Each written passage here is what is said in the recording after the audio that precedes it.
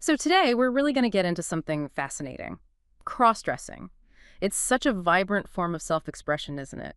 And really kind of a unique journey of discovery for people. Absolutely. And, for many, especially folks exploring male to female presentation, it's this amazing mix of creativity, but also practical techniques, all aimed at achieving a look that feels, well, convincing, authentic, and just right for them. Right. It's more than just changing clothes. It sounds like a real act of self-discovery. Yeah. And to help us kind of explore this, we're looking at Gendra Benson's piece, 10 Essential Tools and Articles of Clothing for Successful Cross-Dressing. Super insightful stuff. Yeah, it's a great starting point. Really practical. Exactly. So that's our mission today, basically. We want to unpack these 10 key items. We'll look at why each one matters, how you choose the right one for you personally, and share some practical tips to really make the most of it. Our goal here is to kind of pull out the most important bits of wisdom from the source, give you a bit of a shortcut maybe to understanding how you can craft that confident, authentic, and really polished feminine appearance. We're aiming for those aha moments, Yeah. but,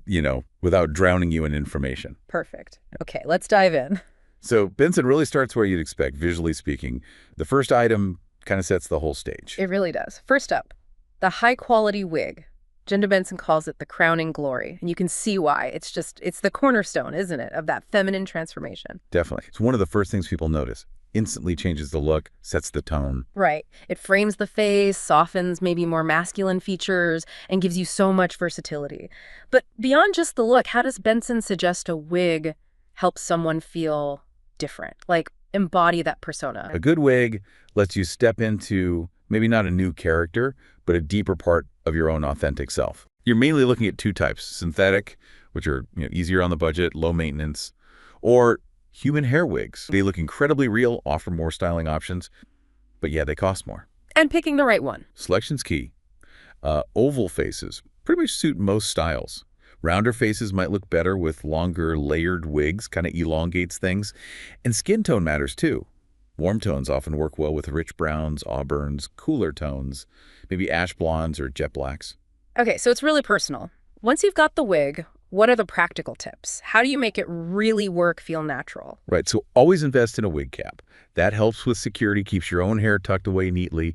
If you're new to styling, maybe practice a bit. Heat-resistant synthetics are good for that.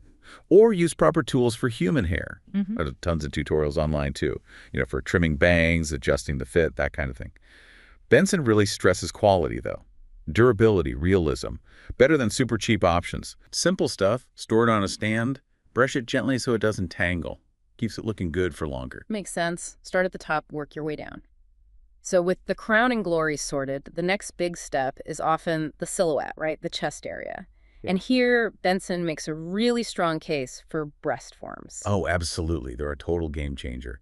For creating that feminine silhouette, adding curves where maybe there aren't any naturally. And the best type. Silicone forms are usually seen as the gold standard. They have this natural weight, bounce, and feel. They mimic real breasts really closely. Size-wise, they go from like a subtle B cup up to a more dramatic D cup. What's a good starting point? For beginners, often a C cup hits a nice balance. Complements most body types without looking, out of proportion. And you can get self-adhesive ones that stick right to your skin, super seamless, or non-adhesive ones that slip into pocketed bras. Okay, so there's the physical aspect, but what about the feeling? How does Benson say these impact confidence, especially if you're new to them? It can be profound, actually. A lot of people describe it as suddenly feeling more balanced or complete in their feminine look. The visual is one thing, but the sensory side, the weight, the slight movement that can really solidify the feeling of authenticity. I can imagine. Any tips for getting it right? Definitely measure your chest first. You want them to look proportional, right? Forms that are too big can look kind of unnatural. Pairing them with a pocketed bra is a good idea too. Add security, especially if you're moving around. Right. Keep them clean with mild soap and water. Helps the adhesive ones stick better. And store them in their box. And don't be afraid to try different shapes. Teardrop, round. See what feels best and flatters your shape. It's really interesting how each piece, the wig, the forms, they systematically build that feminine shape. It's not just adding things, it's reshaping. Which brings us neatly to shapewear, crafting that hourglass figure, smoothing lines, accentuating curves. Precisely. Things like corsets or waist cinchers can actually take inches off your waist, Creates that classic hourglass look. Material-wise, look for breathable stuff, cotton blends, mesh, especially if you're wearing it for a while. Comfort's key. Yeah, definitely. Waist cinchers are maybe less intense than a full corset, so they can be a good place to start if you're new to it. Oh, and padded shapewear exists too. Adds volume to hips, gives a more balanced look overall. Makes sense. Starting less intense sounds like good advice for any new garment, really. Does Benson mention that moment, like when someone sees themselves with that cinched waist for the first time? Must be powerful. She absolutely does. It's often less about just the physical change and more about that feeling of stepping into a silhouette that really clicks with your inner self. People often describe it as like a moment of self-affirmation. Gives you this freedom of movement, expression, maybe something you didn't feel you had before. Wow. Okay, so practical tips for shapewear. If you're new, maybe start with a cincher that's one size up, just to ease into the feeling. And the big one, never over-tighten. You want it snug, yes, but you need to breathe comfortably. Avoid discomfort or worse, health issues. Good point. Wearing a thin layer underneath, like a kami, protects your skin and helps the shapewear last longer. Price-wise, anywhere from maybe $30 for a basic cincher up to $150 for like a high-end corset with steel boning. And definitely practice wearing it at home first. Build up comfort, build up confidence. Okay, so we've shaped the body. Now let's talk about the face. Makeup, such a transformative tool, right? Right. Softening features, covering stubble, highlighting things you like, but it feels like more than just cover-up. Oh, totally. It's an art form in itself, a way to express yourself. For a starter kit, you're looking at foundation, concealer, especially one good for beard cover, eyeliner, mascara, eyeshadow, blush, and lipstick. The basics, right? Foundation gives you that smooth base. Then color-correcting concealer, usually orange or peach tones. That's key for neutralizing any bluish tint from facial hair. It's not just covering, like you said. It's building a new canvas.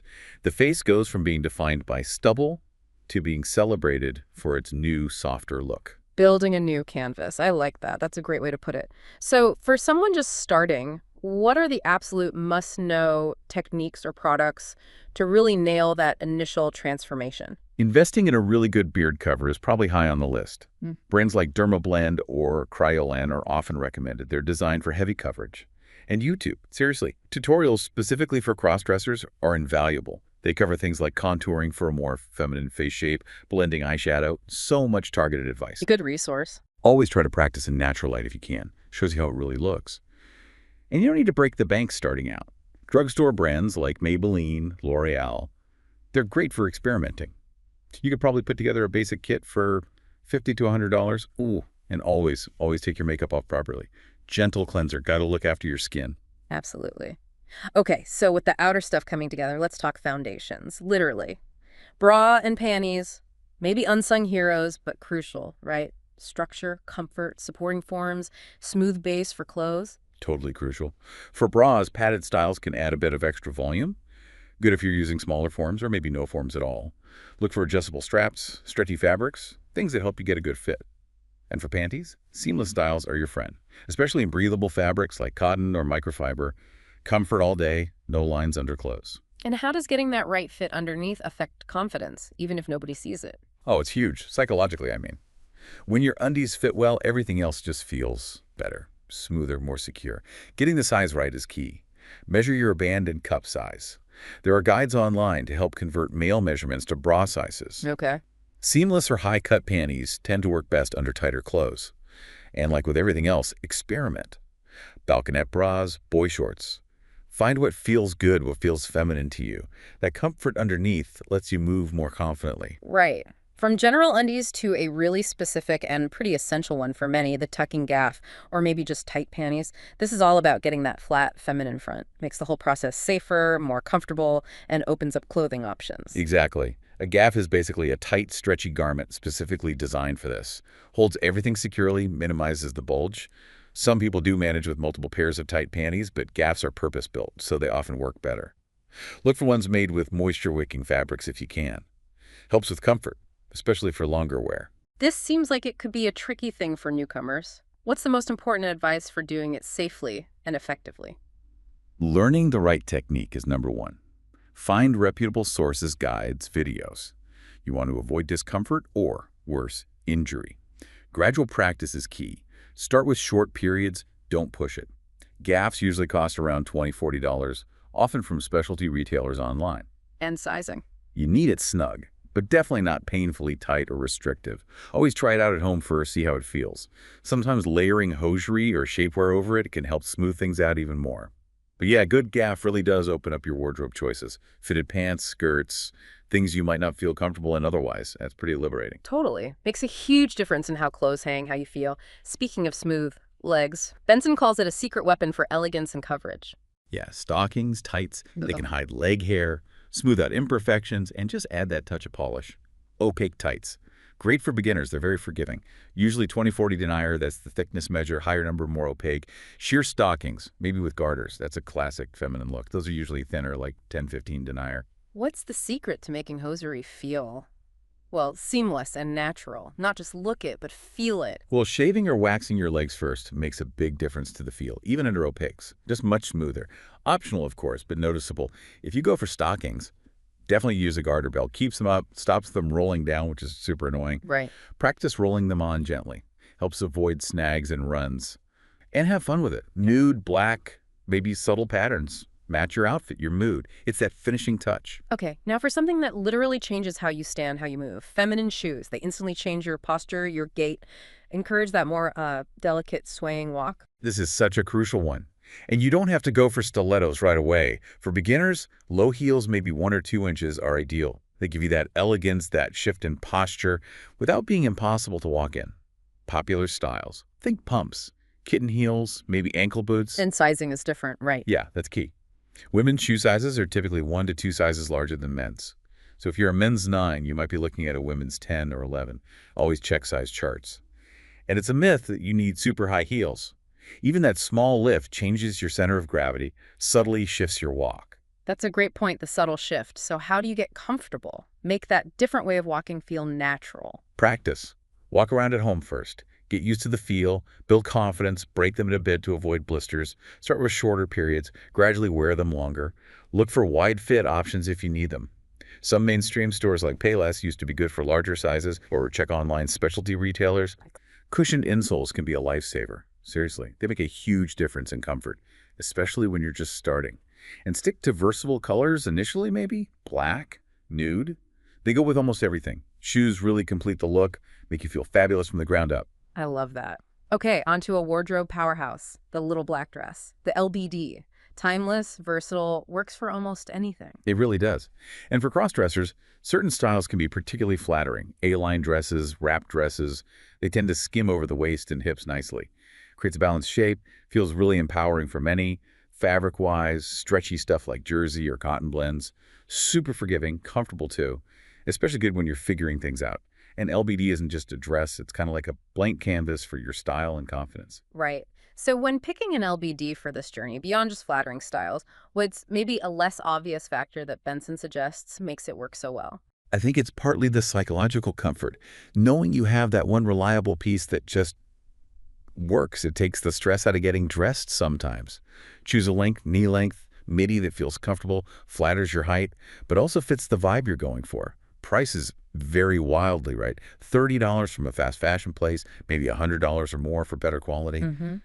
And remember, you can layer cardigan, jacket, totally changes the look. But the most important thing, try them on. Find one that makes you stand taller, feel great. Find your LBD. It's a staple you can dress up or down, perfect for experimenting. Definitely. Okay, last but not least, pulling it all together, making it unique. Accessories. Those finishing touches that add polish, draw the eye to feminine details. Yes.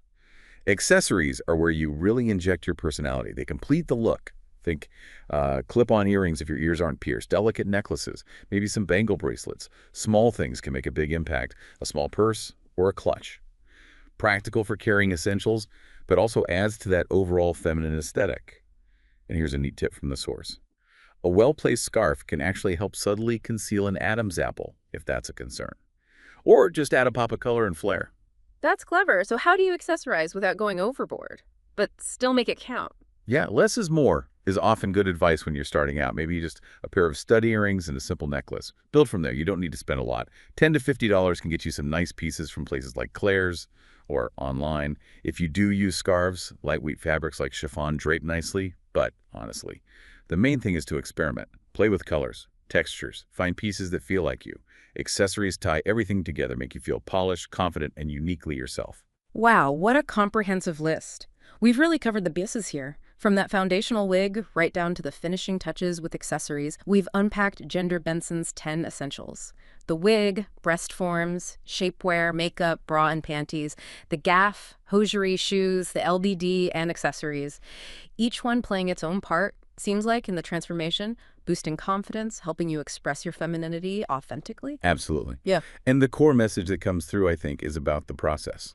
Benson really emphasizes starting small, focusing on quality and comfort over just quantity, and importantly, not being afraid to experiment, to figure out your own unique style. Yeah. Safety and self-acceptance are huge too. Practice at home, find supportive communities if you can, and just try to embrace the joy in it, the joy of becoming your most authentic self.